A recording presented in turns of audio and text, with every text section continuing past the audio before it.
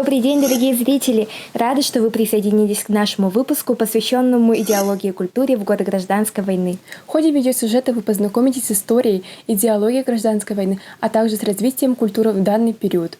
Оставайтесь с нами, будет очень интересно. После великих революционных потрясений начала XX века в нашей стране многие отказывались принимать советскую власть, желая вернуть царя и старые порядки. Потому в скором времени, в 1918 году, началась братоубийственная гражданская война между так называемыми красными и белыми. Первые были противниками советской власти, вторые же – те люди, которые боролись за равноправие и установление новой власти. Их главная мечта – построить коммунистическое государство со светлым будущим. Вражда между этими группами была действительно жестока, настолько, что даже члены семьи могли оказаться противниками. Например, в семье известного писателя Кузьмы Осиповича Гаврилова из Бердянского наслега произошел раскол между братьями Василием и Ильей, ведь один из них был частью красных, другой – белых. Эту вражду подробно описал в своем произведении «Инеби» знаменитый драматург Степан Ефремов.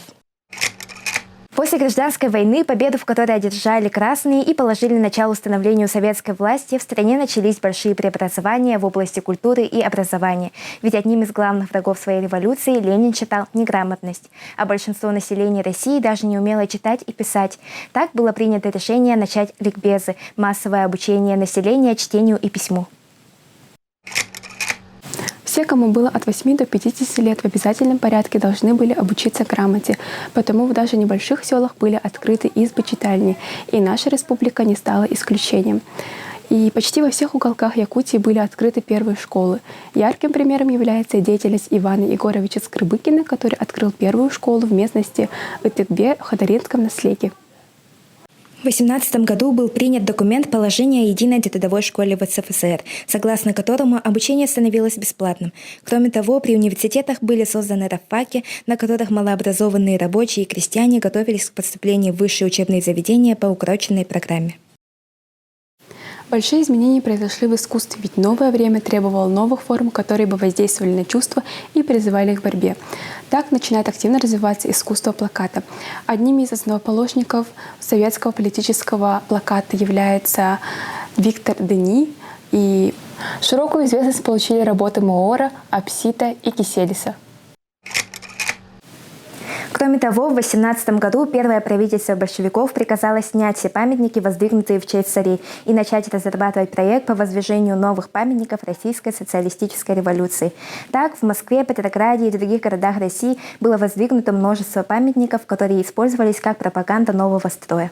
Во время войны возникло творческое объединение сторонников революционного искусства «Левый фронт искусства». Появились новые театры, были сняты агитационные фильмы, такие как «Уплотнение» и «Восстание».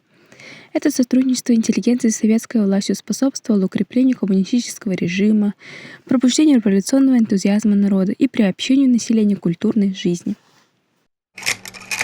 Ну что, наш выпуск на этом завершается. Надеюсь, он был для вас весьма полезен и интересен. Ну а мы с вами прощаемся. До новых встреч!